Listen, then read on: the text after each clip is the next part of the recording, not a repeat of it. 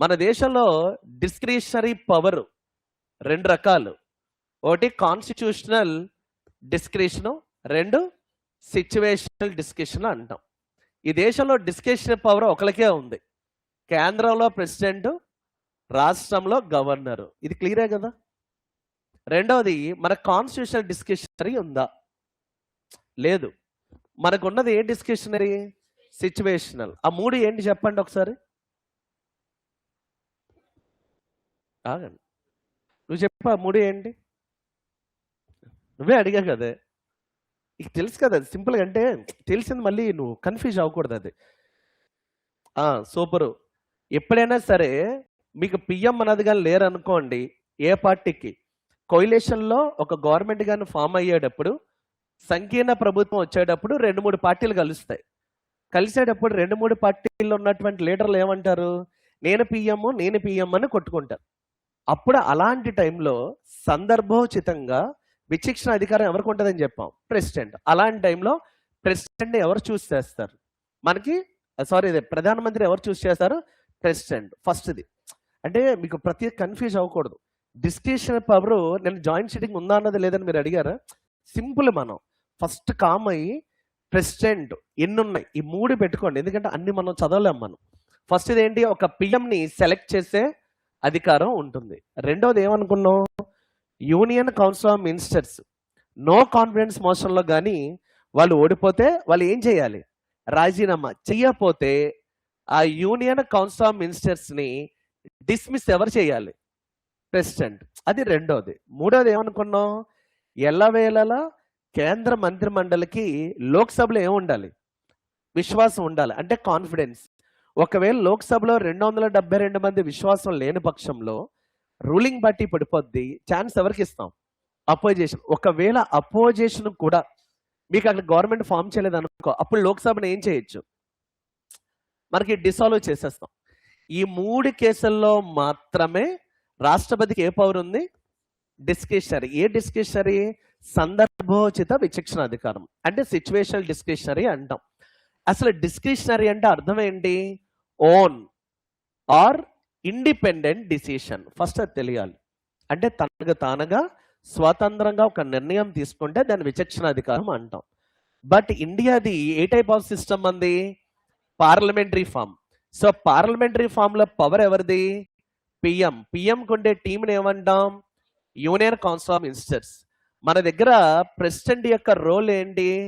Nominal executive, నామమాత్రపు కార్యనిర్వహణ అధికారి అంటాం. అంటే ప్రెసిడెంట్ ఏ పని చేసినా డిపెండెంట్ కాబట్టి ఆయన ఎప్పుడు కేంద్ర మంత్రి మండలి తనకి బాస్ ఎవరు? పిఎం. దాని యొక్క ఎయిడ్ అండ్ అడ్వైస్, సలహాలు సూచనలు లేకుండా రాష్ట్రపతి ఏ పని చేయకూడదు. దాన్నే మనం ఏమంటాం? అందుకే ఆయన్ని డి జూర్ అంటాం. డి జూర్ అంటే ఏమీ లేదు, నామినల్ అని అర్థం. ఓకేనా? సో ఇది ఆర్టికల్ 74 రాష్ట్రపతికి ఏం చేసింది? తను ఏ పని చేసినా ఖచ్చితంగా, అంటే obligation, it's a obligatory for the president of India. రాష్ట్రపతికి ఖచ్చితంగా తను ఏ పని చేసినా ఆర్టికల్ 74కి విలువ ఇవ్వాలి. అంటే అర్థం ఏంటి? తను ఏ నిర్ణయం తీసుకున్నా, తన ఫంక్షన్స్ ఎగ్జిక్యూట్ చేసేటప్పుడు, తన డ్యూటీస్ని డిశ్చార్జ్ చేసేటప్పుడు ఖచ్చితంగా ఆర్టికల్ 74 ప్రకారం పిఎం మంత్రిమండలి చెప్పిన మాట వినాలా లేదా? ఖచ్చితంగా వినాలి. అప్పుడు ఆయనకి డిస్క్రిషనరీ పవర్ ఉంటుందా? 99.99% లేదు. కానీ ఆ 0.1% ఎక్కడ? ఇక్కడ మాత్రం ఉంటుంది. అంటే ఇక్కడ చూడండి, పిఎం మంత్రిమండలిలో ఉన్నాడుగా. ఇప్పుడు పిఎంనే సెలెక్ట్ చేసేటప్పుడు ప్రెసిడెంట్ పిఎంని అడగచ్చా సలహా? బాబు నిన్ను పెట్టాలని. ఎవడైనా ఏమంటాడు? దొంగ నన్ను పెట్టి అంటాడు. అందుకే అక్కడ పిఎంని అడగం. రెండు, ఆయనకు ఉన్నది మంత్రి మండలి. బాబు నీ మంత్రి మండలి రద్దు చేయాలా, పిఎం సలహా ఇవ్వంటే ఏమంటాడు? వద్దు. అర్థమైందా? అందుకే అక్కడ ఆయన అడగం. 3, పిఎం మంత్రి మండలి పదవిలో కొనసాగాలంటే లోక్సభ ఉండాలి. అర్థమైందా? ఆ లోక్సభని రద్దు చేయొచ్చు ఎప్పుడు? ఏ పార్టీ ఎలక్షన్ అయ్యాక గవర్నమెంట్ ఫామ్ చేయకపోతే, రూలింగ్ అపోజిషన్ ఎదోనాటికలు అడిగితే మనం రద్దు చేయొచ్చు. అప్పుడు అరే బాబు పిఎం, నువ్వు మీ మంత్రి మండలి చెప్పండి లోక్సభను రద్దు చేయాలా లేదా? వీడికి మెజార్టీ లేదు, అపోజిషన్ మెజార్టీ లేదు, కానీ ఏమంటాడు? ఉంచు అంటాడు. ఎందుకంటే అధికారం కావాలి. ఈ 3 సందర్భాల్లో సలహా ఇచ్చే వాళ్ళనే మనం క్వశ్చన్ చేయాల్సి వస్తుంది కాబట్టి ఈ 3 సందర్భాల్లో మాత్రమే ప్రెసిడెంట్ ఎవరి మాట విండు? పిఎం, కౌన్సిల్ మినిస్టర్స్, ఆ లోక్సభ విషయంలో. అందుకే ఇక్కడ ఆయన ఆర్టికల్ 74 అన్నది ఫాలో అవుతాడా? ఫాలో అవ్వడు. ఈ 3 సందర్భాలే. ఓకేనా? ఇప్పుడు చూద్దాం. ఇప్పుడు నిన్న మీరు అడిగింది ఫస్ట్‌ది, ఏదైనా సరే ఒక బిల్లు లోక్సభలో పాస్ అయ్యి రాజ్యసభలో పాస్ అవ్వలేదు. సో దానికి మనం ఏం చేయొచ్చు? It is eligible for joint sitting అన్నాం. First condition. రెండో కండిషన్ చెప్పండి. రెండో కండిషన్ ఏంటి? ఫస్ట్ హౌస్ లో ఒక బిల్లు పంపించారు. ఓకేనా? ఇది ఫస్ట్ హౌస్ అనుకుందాం. బాబు మీకు కావాలంటే రాజ్యసభ తీసుకోండి, కొంపలేం ఆరిపోవు. ఎందుకంటే టైప్ ఆఫ్ బిల్ ఏంటిది? ఆర్డినరీ బిల్లు మనం తీసుకున్నాం. I clear? సో లోక్సభలో పెట్టాం. ఈ బిల్లు రాజ్యసభకి పంపించాం. రాజ్యసభ ఈ బిల్లు ఓకే అంది, కానీ రిటర్న్ ఎలా పంపించింది? అమెండ్మెంట్లు చేసింది, సవరణలు చేసింది. చెయ్యొచ్చు ఆర్డినరీ బిల్లు మీద, ప్రాబ్లం లేదు. కానీ ఈ బిల్లు ఎవరికి నచ్చలేదు? లోక్సభకి నచ్చలేదు. లోక్సభకి నచ్చలేదు. అప్పుడు దాన్ని ఏం చేయాలని చెప్పాను? జాయింట్ సిట్టింగ్ అన్నది పెట్టుకోవాలి. ఓకేనా? మనకి థియరీ అయ్యాక ఇంటికి వెళ్ళి మ్యాథమెటికల్ రిప్రజెంటేషన్లో రాసుకోండి. ఇది కేస్ 1, ఇది కేస్ 2, మూడవది కేస్ 3 అన్నాం. మూడవది ఏంటి? కేస్ 3. కేస్ 3 ఏమవుతుంది? లోక్సభ ఒక బిల్లుని పాస్ చేసింది. బిల్లు రాజ్యసభకి వెళ్తే ఉద్దేశపూర్వకంగా రాజ్యసభ ఏంటి? పాసు చేయలేదు, రిజెక్ట్ చేయలేదు. అది ఏం చేసింది? 6 months పైన, మోర్ దాన్ 6 months బిల్లుని బ్లాక్ చేసింది. ఇలా ఎప్పుడైతే బిల్లుని బ్లాక్ చేస్తారో, బిల్లు 6 నెలలు దాటింది కాబట్టి అక్కడితో ఏమవ్వాలి? It should be ends or lapses. అక్కడితో ఎండ్ అయిపోద్ది. అంటే ఇక్కడ 6 నెలలు అక్కడ ఆపారు అంటే ఉద్దేశపూర్వకంగానా కాదా? అది ఉద్దేశపూర్వకంగా జరిగింది. అయితే ఇక్కడ ఒక విషయం చూడాలి. పార్లమెంట్లో మనం ఏ బిల్లు తీసుకొచ్చినా ఆ బిల్లు తాలూకా నెంబరు, దాని టైటిల్, దాని ఆబ్జెక్టివ్స్, ఇలా 3 ఇంపార్టెంట్ ఉంటాయి ఒక బిల్లుకి. అలాగే డేట్, ప్రవేశపెట్టిన తేదీ, ఇంట్రడక్షన్ డేట్, లాస్ట్కి బిల్లు ఎప్పుడు పాస్ అయ్యింది. ఇఫ్ పాస్, ఒకవేళ పాస్ అయితే ఎప్పుడు పాస్ అయ్యింది. ఒకవేళ ఇఫ్ నాట్ పాస్డ్ అనుకోండి, పాస్ అవ్వలేదు అనుకో, ఎందుకు పాస్ అవ్వలేదు రీజన్ చెప్తాం. ఓకేనా? రెండవది బిల్లుకి స్టేటస్ అన్నది ఉంటుంది. స్టేటస్ ఏంటంటే పాస్డా నాట్ పాస్డా అని ఉంటుంది. ఓకేనా? ఒకవేళ బిల్ అన్నది కానీ మీకు పాస్ అవ్వలేదు అనుకోండి,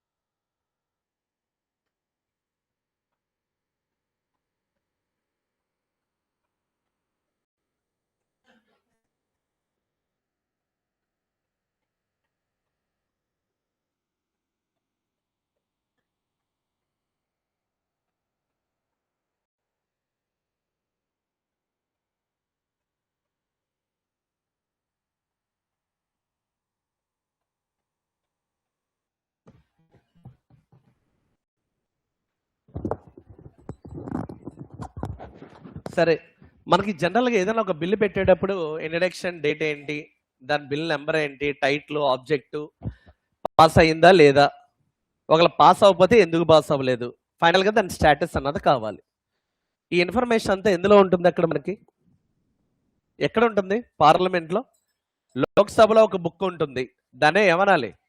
స్టాటిట్యూట్ బుక్ అని పిలుస్తాం. లోక్సభకి వేరే ఉంటుంది, రాజ్యసభకి వేరే ఉంటుంది. సరే, మన మీకు పార్లమెంట్లో ఒకటి చెప్పాను నేను, ఏంటంటే లోక్సభ తీసుకునేటప్పుడు ఈ లోక్సభ సభ్యులు, ఈ మెంబర్స్ అందరికీ కావాల్సిన సర్వీస్ అది అందించడానికి మనకి ఒక సెక్రటేరియట్ మెంబర్స్, ఆఫీసర్లు ఉంటారు, అంటే అక్కడ ఎంప్లాయీలు ఉంటారు. ఓకేనా? సో దాన్ని స్టాఫ్ అంటాం. ఈ స్టాఫ్ అందరూ ఉండడానికి ఒక బిల్డింగ్ ఇస్తాం, దాన్ని ఏమని పిలుస్తాం మనం? సెక్రటేరియట్ అంటాం. ఓకేనా? ఇక్కడ అందరూ ఎవరు ఉంటారు? ఎంపీలు ఉండరు, సెక్రటేరియట్లో పనిచేసే స్టాఫ్ ఉంటారు. అలాగే రాజ్యసభకు కూడా ఒక సపరేట్గా ఉంటుంది సెక్రటేరియట్ అన్నది. అక్కడ ఎవరు ఉంటారు? స్టాఫ్ అన్నది ఉంటారు. వీళ్ళందరికీ బాస్ ఎవరు? చెప్పారు, మొన్న అయిపోయిందిగా పార్లమెంట్లో. బాస్ ఎవరు? Secretary general. జనరల్గా రిటైర్డ్ ఐఏఎస్ ఆఫీసర్కి ఇస్తారని చెప్పాను. రాష్ట్రపతి ఎన్నిక అయ్యేటప్పుడు ఒకసారి సెక్రటరీ జనరల్ ఆఫ్ లోక్సభ ఉంటే నెక్స్ట్ ఎవరు ఉండాలి? రాజ్యసభ ఉండాలి. మళ్ళీ తర్వాత ఎలక్షన్కి ఎవరు ఉండాలి? లోక్సభ. ఇలా ఆల్టర్నేటివ్గా ఉంటారని చెప్పాను, గుర్తుందా లేదా? సో ఇక్కడ కూడా సెక్రటరీ జనరల్ ఆఫ్ రాజ్యసభ ఉంటారు. ఓకేనా? వీళ్ళ పని ఏంటంటే మనకి ఎప్పుడైనా పార్లమెంట్లో సెషన్లు అయ్యేటప్పుడు మనం ఏదైనా ఒక బిల్లులు కానీ పెట్టామనుకో, వాటి యొక్క స్టేటస్ని ఎప్పటికప్పుడు ఆ సెక్రటరీ జనరల్ అనేవాడు parliamentary union minister for parliamentary అఫైర్స్కి ఎప్పటికప్పుడు చెప్పాలి. కిరణ్ రిజిజు ఉన్నారు కదా, అంటే పార్లమెంట్లో లోక్సభ, రాజ్యసభ ప్రెసిడెంట్, ఈ పార్లమెంట్కి సంబంధించి ఎలాంటి వ్యవహారం జరిగినా దాన్ని పార్లమెంటరీ అఫైర్స్ అంటారు. అది చూసుకోవడానికి ఉండేవాడిని ఏమనాలి మనం?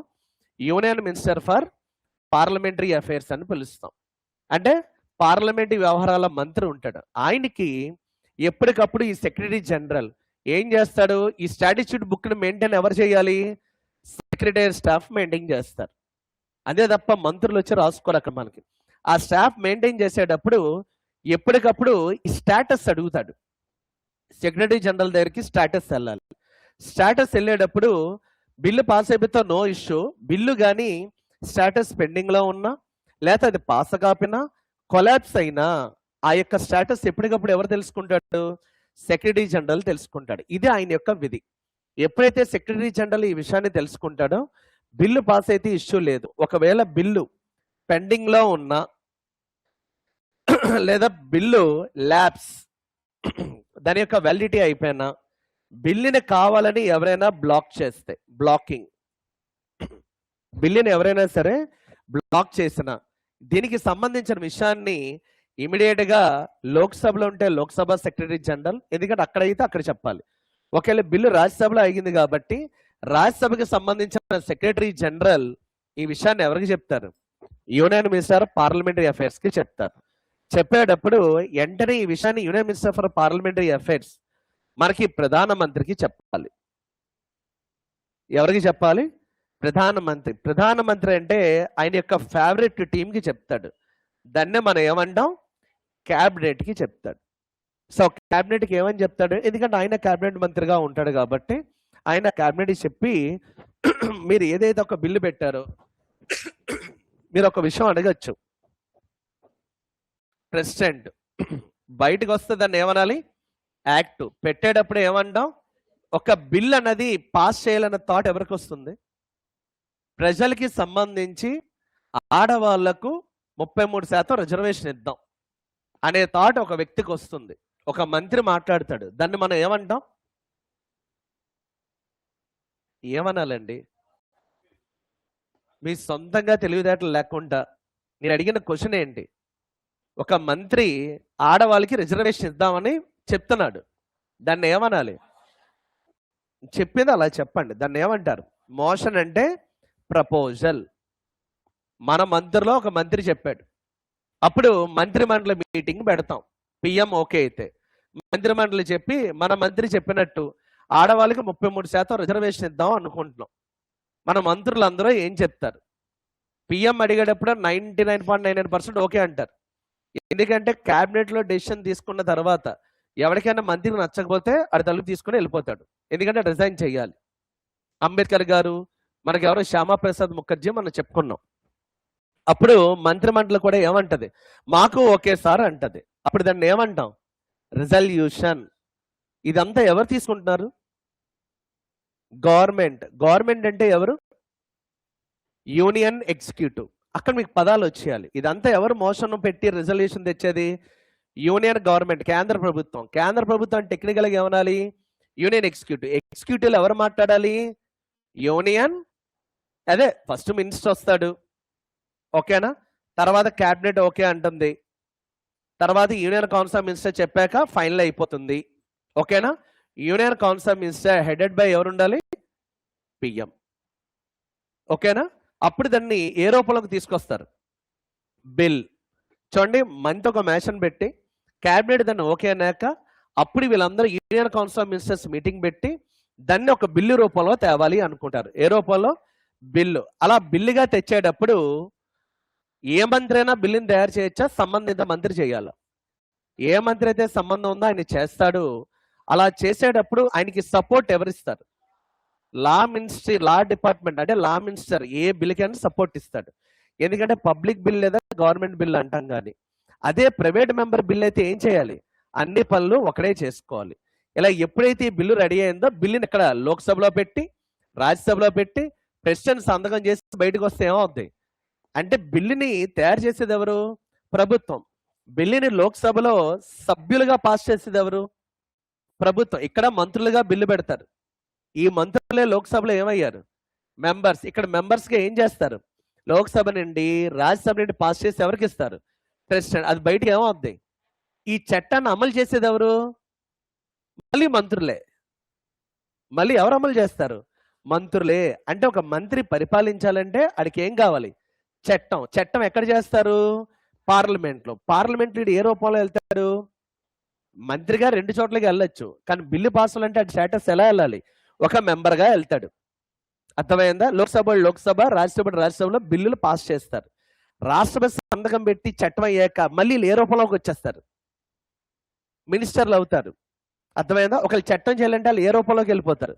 మెంబర్స్ అవుతారు. అంటే మెంబర్లుగా బిల్లు పాస్ చేసి మంత్రులుగా పాస్ అయిన బిల్లుని చట్టంగా ఏం చేయాలి? అమలు చేస్తారు. ఈ 2 పనులు ఎవరు చేయాలి? అందుకే మన దేశంలో ఎగ్జిక్యూటివ్ ఉండే మంత్రి లెజిస్లేచర్ లో ఉంటాడా? ఉండడా? ఉంటాడు. ఎలా ఉంటాడు? ఎంపీ కింద ఉంటాడు. అంటే 2 క్యారెక్టర్లు ఇదే.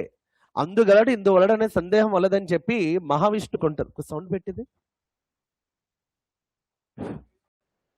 ఎక్కడ?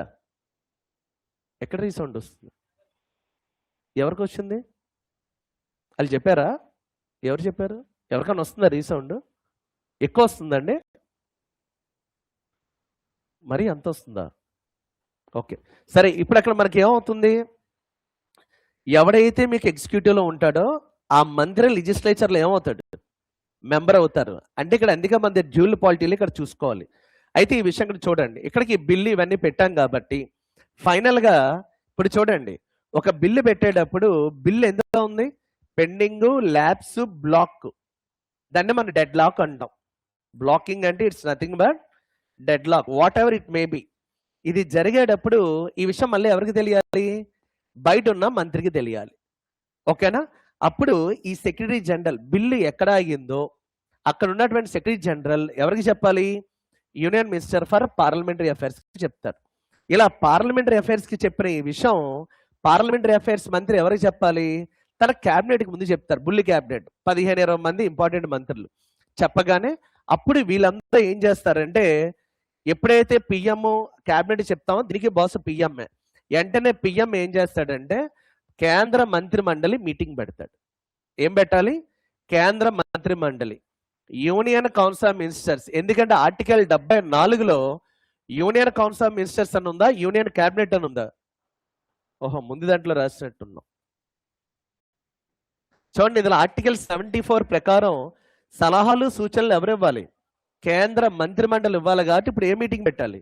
యూనియన్ కౌన్సిల్ ఆఫ్ మినిస్టర్స్ కి సంబంధించి ఒక మీటింగ్ పెడతారు, పెట్టి ఆయన మాట్లాడతారు. అలా కాదబ్బే మరి బిల్ ఇలా మీకు ఇక్కడ ఏంటంటే కావాలని చెప్పి పెండింగ్ లో పెడుతున్నారు, దాని ద్వారా 6 నెలల పైన మీకు ఎప్పుడైతే బిల్లును 6 నెలల పైన మీకు అక్కడ ఉంచేసారో ల్యాప్స్ అయిపోతుంది, కావాలని అపోజిషన్ పార్టీ చేస్తున్నారు. రెండవది బిల్లు బ్లాక్ అయ్యింది అనుకో జాయింట్ సిట్టింగ్ పెట్టాలి. అదే బిల్లు మీకు ల్యాప్స్ అయ్యింది అనుకో 6 నెలల పైన జాయింట్ సిట్టింగ్ పెట్టాలి. ఎందుకంటే జాయింట్ సిట్టింగ్ మనం ఎన్ని కండిషన్ చెప్పుకున్నాం, ఇక్కడే చెప్పామా? చూడండి, ఈ 3 కండిషన్స్ ఉన్నాయి. దీన్ని ఏమని పిలుస్తాం ఇక్కడ మనం? Status of A bill. ఓకేనా? ఈ కారణాలు ఎప్పుడైతే వచ్చాయో కేంద్ర మంత్రిమండలి ఒక మీటింగ్ పెట్టుకొని ఎవరు అధ్యక్షన? ప్రధానమంత్రి అధ్యక్షన. అప్పుడు వీళ్ళు ప్రెసిడెంట్ ని సంప్రదిస్తారు.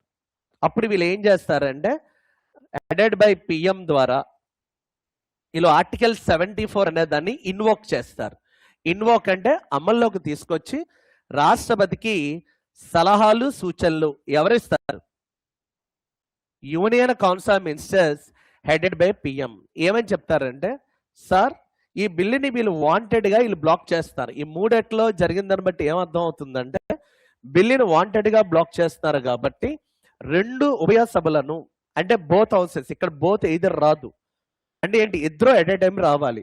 సో బోత్ హౌసెస్ ని అసెంబ్లీ చెయ్యండి అంటే జాయింట్ సిట్టింగ్ కి మీరు పిలండి అనే ఆర్టికల్ 74 ప్రకారం యూనియన్ కౌన్సిల్ మినిస్టర్స్ ఎవరికి చెప్తారు? ప్రెసిడెంట్ కి చెప్తారు. అప్పుడు దాన్ని మరి ఇది ఎందులోకి వెళ్తుంది? అది సలహాలు సూచనలు అన్నాం, అడ్వైస్.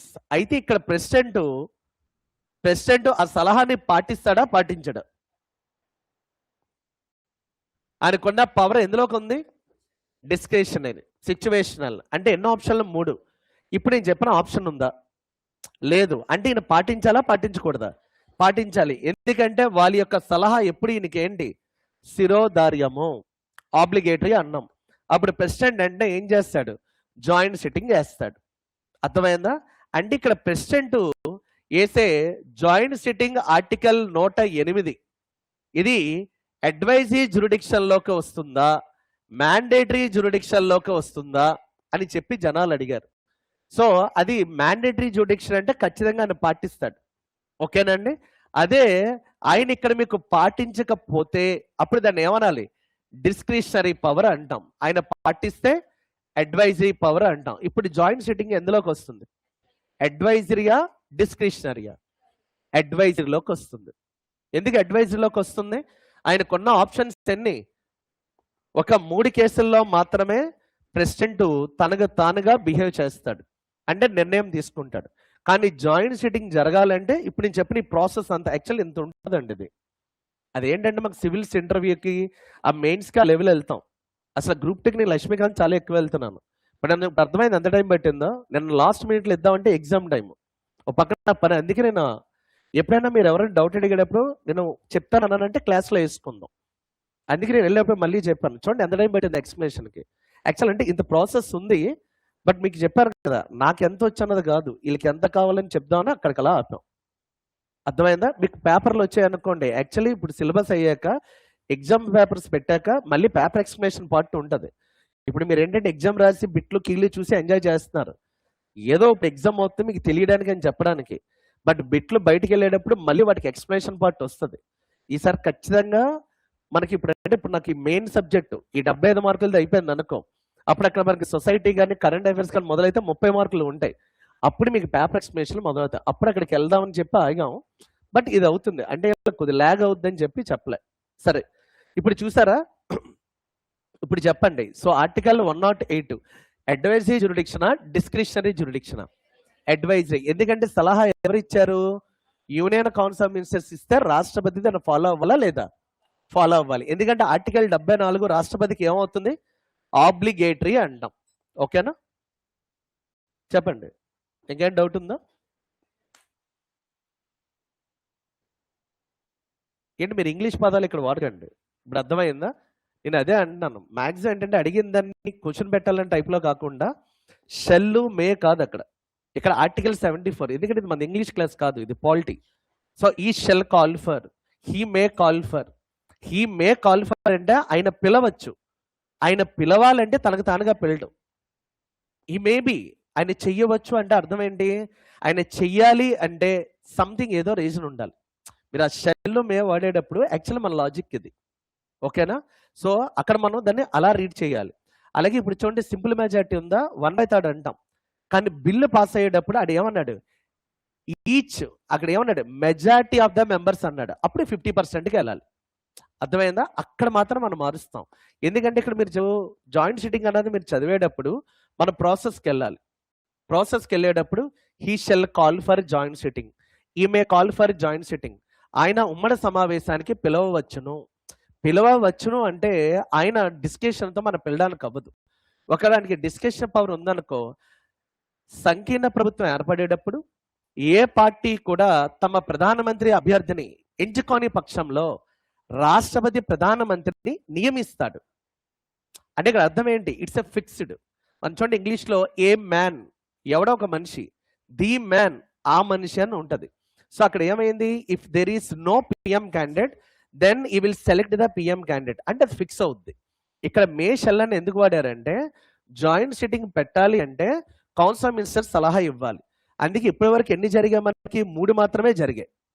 ఇప్పటి వరకు 3 మాత్రం మనకి జరిగాయి, ఓకేనా? యాక్చువల్గా అయితే ప్రాసెస్ అంతా ఇది, జాయింట్ సిట్టింగ్ అన్నదాన్ని కండక్ట్ చేయడానికి. ఇంకేనా ఉందా బాబు? జాయింట్ సిట్టింగ్ అర్థమైందా ప్రాసెస్? స్టాట్యూట్ బుక్ ఏంటి, యూనియన్ కౌన్సిల్ మినిస్టర్స్ ఏం చేయాలి, ఇవన్నీ కూడా మర్చిపోకండి. రాశారా, చూసారా? మిగతా వాళ్ళు చూసారా? చూసినటువంటి స్క్రీన్ షాట్ తీసుకోండి. మీకు ఆల్రెడీ చెప్తాను కదండి, బోర్డు వాడానంటే రాసేయాలని అర్థం, ఓకేనా? సరే, ఇప్పుడు మనం ఫస్ట్ బడ్జెట్ అన్నది చూద్దాం. జనరల్గా కాన్స్టిట్యూషన్లో బడ్జెట్ని ఏమన్నారని చెప్పుకున్నాం, యాన్యువల్ ఫైనాన్షియల్ స్టేట్మెంట్ అన్నాం. దాన్ని సింపుల్గా కేంద్ర బడ్జెట్ అంటారు. రాజ్యాంగంలో అయితే ఏమంటాం, కేంద్ర బడ్జెట్ అంటాం. అయితే యాన్యువల్ ఫైనాన్షియల్ స్టేట్మెంట్ ఆర్టికల్ దేంట్లోకి వెళ్తుంది, 112 అనే దానికి వెళ్తుంది. జనరల్గా బడ్జెట్ అనే దాంట్లో మనకి ఏముంటుంది, అక్కడ అంచనా ఉంటుందా, అయిపోయిన దాని గురించి చెప్తామా? బడ్జెట్ అంటే ఏం చెప్పాను నేను, ఫ్యూచర్ ఎక్స్పెండిచర్, భవిష్యత్తులో ఎక్స్పెండిచర్ అని చెప్పాను. అర్థమైందా? Expenditure estimation. ఎస్టిమేషన్ అంటే భవిష్యత్తులో ఇంత ఖర్చు అవ్వచ్చు, లేదా రాబోయే ఆర్థిక సంవత్సరానికి ఇంత ఆదాయం రావచ్చు అని అక్కడ మనం చెప్తాం. ఇప్పుడు చూడండి, సో ఇక్కడ ఈ డెఫినేషన్ ఇంపార్టెంట్ అండి మన ఎగ్జామ్ పాయింట్ ఆఫ్ వ్యూలో. వాడు ఏమంటాడంటే చూడండి, బడ్జెట్ అంటే ఇట్స్ ఏ స్టేట్మెంట్ ఆఫ్, అంచనా వేసిన రసీదులు మరియు వ్యయం. ఎవరిది? కేంద్ర ప్రభుత్వం. రాష్ట్రమైనా అంతే. ఈ మొక్క ఎలా పెట్టండి. సో భారత ప్రభుత్వం యొక్క అంచనా వేయబడిన రసీదులు మరియు వ్యయం యొక్క నివేదికను మనం ఏమని పిలుస్తాం, మనం బడ్జెట్ అని పిలుస్తాం. అయితే బడ్జెట్ ఒక ఆర్థిక సంవత్సరానికి వేస్తారు. దాన్ని మనం ఏమని పిలాలి, ఫైనాన్షియల్ ఇయర్. ఫైనాన్షియల్ ఇయర్ ఎప్పుడు మొదలవుద్దని చెప్పాను నేను, 1 ఏప్రిల్ మొదలై అది ఎప్పటి వరకు ఉండాలి, 31 మార్చ్. అంటే ఇప్పుడు మనం ఏ సంవత్సరంలో ఉన్నాం, ఇప్పుడు ఈ బడ్జెట్ ఇయర్ని ఎలా చెప్తాం, 2026 2028 తీసుకుంటాం బడ్జెట్ ఇయర్ని, ఓకేనా? నెక్స్ట్, ఇదే కాకుండా మీరు బడ్జెట్లో మరొక విషయాన్ని గుర్తుపెట్టుకోవాలమ్మా.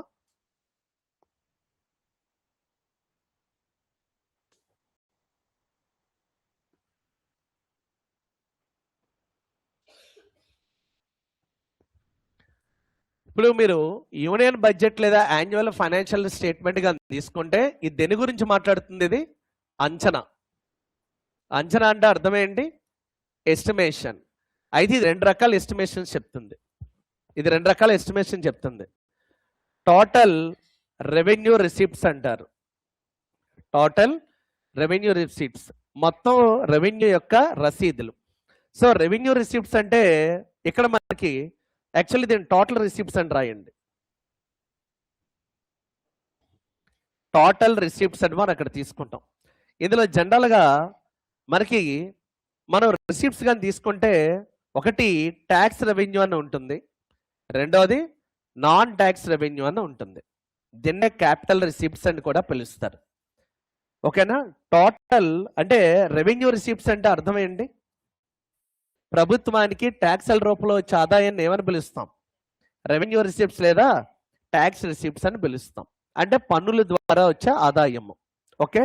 రెండవ దాన్ని నాన్ ట్యాక్స్ రెవెన్యూ, అంటే రెవెన్యూ ఏతర ఆదాయం. అంటే ఎలా వస్తుంది, ప్రభుత్వ రంగ సంస్థలు ఉంటాయి. మహారత్న కంపెనీలు ఉంటాయి, నవరత్న కంపెనీస్ ఉంటాయి, మినీ రత్న కేటగిరీ 1, కేటగిరీ 2 అని కంపెనీలతో పాటు ఎల్ఐసి, ఇండియన్ రైల్వేస్, లేకపోతే పబ్లిక్ సెక్టర్ కమర్షియల్ బ్యాంక్స్ 12. ఇవే కాకుండా చాలా ప్రభుత్వ రంగ సంస్థలు, సెంట్రల్ పబ్లిక్ సెక్టర్ ఎంటర్ప్రైజెస్ అన్న ఉంటాయి. వీటన్నిటిలో చెప్పండి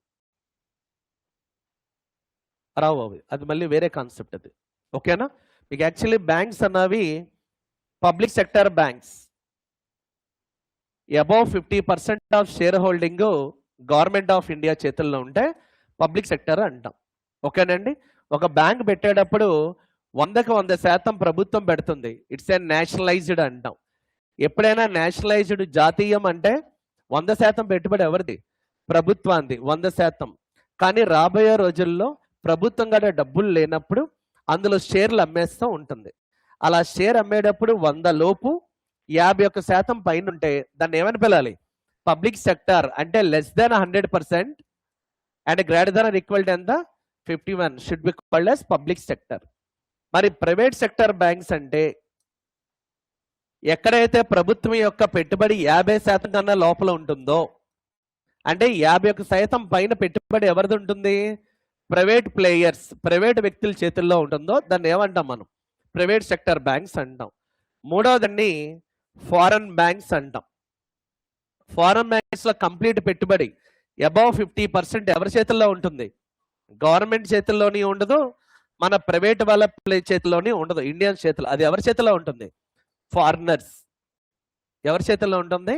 ఫారినర్స్. అంటే అందులో ప్రభుత్వం కానీ ప్రైవేట్ వ్యక్తులు కానీ 50% లోపు ఉంటుంది. నాలుగవది రీజనల్ రూరల్ బ్యాంక్స్ అంటాం. వాటినే గ్రామీణ వికాస్ బ్యాంక్స్ అని కూడా పిలుస్తారు. ఈ బ్యాంకుల్లో పెట్టుబడిని డిస్ఇన్వెస్ట్మెంట్ రేషియో అని పిలుస్తాం. దాన్ని డిస్ఇన్వెస్ట్మెంట్ రేషియో, పెట్టుబడి ఉపసంహరణ నిష్పత్తి. అంటే కేంద్ర ప్రభుత్వం 50% పెడుతుంది పెట్టుబడి, సెంట్రల్ గవర్నమెంట్ పెట్టుబడి ఉంటుంది 50%, రాష్ట్ర ప్రభుత్వాలు 15% పెడతాయి. మిగతా వాళ్ళు చూస్తున్నారా లేకపోతే రాస్తున్నారా? ఆయన అడిగింది ఎకనామీ అవ్వచ్చు, రేపు పొద్దున మీ గ్రూప్ 2లో ఉంది కదా, దీనికి మళ్ళీ ఆ ఫ్యాకల్టీ వచ్చి చెప్పక్కర్లేదు కదా, రాయండి. రెండోది మిగతా 35% పెట్టుబడి ఆ రాష్ట్రంలో ఉన్న లార్జెస్ట్ పబ్లిక్ సెక్టర్ బ్యాంక్ అవ్వాలి. అంటే ఇప్పుడు ఎన్ని ఉన్నాయి మనకి? ఈ 12 పబ్లిక్ సెక్టర్ బ్యాంకులో ఆంధ్రప్రదేశ్లో ఏ బ్యాంక్ అయితే లార్జెస్ట్ పబ్లిక్ సెక్టర్ బ్యాంక్ అయిందో ఆ బ్యాంక్ని స్పాన్సర్డ్ బ్యాంక్ అంటాం. ఒకప్పుడు ఆంధ్ర బ్యాంక్ ఉండేది, ఇప్పుడు స్టేట్ బ్యాంక్. ఈరోజు ఆంధ్రప్రదేశ్లో ఉన్నటువంటి గ్రామీణ బ్యాంకుల్లో ఆ ప్రాంతంలో ఆ రూరల్ బ్యాంక్ ఎక్కడైతే మీరు పెడుతున్నారో ఆ ప్రాంతంలో ఉన్న అతిపెద్ద ప్రభుత్వ రంగ బ్యాంకు స్పాన్సర్డ్ బ్యాంక్గా ఉండాలి. స్పాన్సర్డ్ అంటే అది కొంత పెట్టుబడి పెట్టాలి. అది ఎంత శాతం? 35. దాన్ని ఏమంటాం మనం? సౌజన్య bank, sponsored bank. Sponsored bank ఎప్పుడు ఎవరవ్వాలి? ఆ ఏరియాలో ఉన్నటువంటి లార్జెస్ట్ పబ్లిక్ సెక్టర్ బ్యాంక్ అవ్వాలి. దీన్ని lead bank scheme 1969లో VN Gadgil అనే కమిటీ ఇందిరాగాంధీ వేసేటప్పుడు లీడ్ బ్యాంక్ స్కీమ్ అని తీసుకొచ్చారు. లీడ్ బ్యాంక్ అంటే ఒక ఏరియాలో ఒక బ్యాంకు వ్యాపారం చేసేటప్పుడు ఆ బ్యాంకు లాభాలకు కారణం ఆ ప్రజలు కాబట్టి ఆ ప్రజల అభివృద్ధికి ఆ బ్యాంకు ముందస్తుగా వచ్చి తక్కువ వడ్డీకి రుణాలు ఇవ్వడం కానీ, రైతులకు లేదా ఎంఎస్ఎంఈకి కానీ, లేదా ఆ ఏరియా స్కూల్లో కానీ గవర్నమెంట్ బిల్డింగ్లో కానీ ఫ్యాన్లు, స్కూల్లో చూసారా ఫ్యాన్లు స్పాన్సర్డ్ బై ఆంధ్రా బ్యాంక్, లేకపోతే వీల్ చైర్లు ఇస్తూ ఉంటారు ఆంధ్రా బ్యాంక్, వాటర్ ట్యాంకులు పెడుతూ ఉంటారు గుళ్ళు గోపురాల్లో, కాలేజీలు, స్కూల్లో. ఇలాగ వాళ్ళు స్పాన్సర్ చేస్తారు. కానీ ఇక్కడికి వచ్చేటప్పటికి ఏమైంది? చిల్లర పప్పు అంతా మాకొద్దు, ఒక బ్యాంక్ ఎట్టుకుంటాం, ఆ బ్యాంక్లో మీరు పెట్టుబడి పెట్టండి అని చెప్పారు. అంటే ఈరోజు మనకి రీజనల్ రూరల్ బ్యాంక్స్ మన ఊర్లో ఆంధ్రప్రదేశ్ గ్రామీణ వికాస్ బ్యాంక్స్ అంటాం. ఓకేనా? ఒకప్పుడు 192 ఉండేవి, తర్వాత 43 అయ్యాయి. ఇప్పుడు మోడీ తాత 1 స్టేట్ 1 RRB అని తీసుకొచ్చాడు లాస్ట్ ఇయర్ నుండి. దీని ప్రకారం 28 ఇప్పుడు RRBs మాత్రమే ఉన్నాయి. ఓకేనా? అందుకే RRBలో మీకు జాబులు అంటే నెంబర్ ఆఫ్ బ్యాంకులు తగ్గే తప్ప పోస్టులు తీస్తున్నారు. ఒకప్పుడు RRBలో PO జీతం వస్తే 10 ఏళ్ళ క్రితం 30-35 వేలు ఉండేది. ఈ రోజు నన్ను ఒక స్టూడెంట్, మీ ఫ్రెండ్ గాయత్రి వెళ్ళిందా, 93,000 గ్రాస్. ఎంత డబ్బులు అయిపోయింది తెలుసా? ఒకప్పుడు ఆర్ఆర్బి పియూ అంటే మేము వద్దని వాళ్ళమే. ముందెళ్ళిన వాళ్ళు 75కి వెళ్ళారు. లాస్ట్ ఇయర్ ఎవరు ప్రబలికల బ్యాచ్ 75కి వెళ్ళి 80,000 ఇస్తున్నారు. ఈ గాయత్రి బ్యాచ్ మొన్న వెళ్ళిన ఫస్ట్ మంత్ 93,000 వచ్చింది. ఈరోజు స్టేట్ బ్యాంక్ లో 150,000 జీతం ఎవరికి రావు. ఇప్పుడు బ్యాంకులు ఎందుకు పట్టుకొని ఎలాడుతున్నారు? కానీ కొట్టేటప్పటికి 3-4 ఏళ్ళు పడుతుంది. అది 150,000 ఎక్కడ state bank, IBPS 110,000 suit case elements అని తీసుకొచ్చారు. ఆర్ఆర్బి 90,000కి వెళ్ళిపోయింది. బట్ అక్కడ డబ్బు వస్తుంది, పవర్ ఉండదు. మీకు జీతం తక్కువ, పవర్ ఉంటుంది. అంటే కొన్ని సమయాల్లో డబ్బు కన్నా పవర్ ఇంపార్టెంట్. ముఖేష్ అంబానీ కూడా కోట్ల ఆస్తి ఉండొచ్చు, కానీ ఆ ముఖేష్ అంబానీ కార్ని రోడ్డు మీద ఒక ట్రాఫిక్ కానిస్టేబుల్ ఆపొచ్చు. నువ్వేనా చేయగలవా? సక్రమంగా డ్యూటీ చేసే ఒక ట్రాఫిక్ కానిస్టేబుల్ ఆపే మగాడు ఉండడు. ఉత్తరప్రదేశ్లో ఒక రోజు ఒక ట్రాఫీని కంట్రోల్ చేసే 50 ఏళ్ళు ఒక పెద్దతన, అదేదో ఠాకూరామో ఏదో పేరు నాకు ఐడియా లేదు, అయినా ట్రాఫిక్ అది చూస్తున్న టైంలో పొద్దున 8 స్కూల్ పిల్లలు డ్యూటీలు ఆడవాళ్ళు వెళ్తున్న టైంలో ఒక రద్దీ జంక్షన్ జగదమ్మ లాంటి జంక్షన్ లో జరుగుతూ ఉంటే సీఎం యోగి ఆదిత్యనాథ్ కాన్వే వస్తుంది. వచ్చేటప్పుడు వీళ్ళందరూ హడావిడి చేస్తే వాడు వచ్చి చెప్తాడు, యోగి బాబా వచ్చారు, బాబా అంటారు, బాబా వచ్చారు తీయండి అంటే, ఎవడొచ్చినా ఇక్కడ నేను ట్రాఫిక్ కానిస్టేబుల్, పిల్లలు స్కూల్ బస్సులో అంబులెన్స్ అన్ని వెయిట్ చేస్తే నీకు ఇవ్వను, వెళ్ళి చెప్పుకో అంటాడు. యోగి ఆదిత్యనాథ్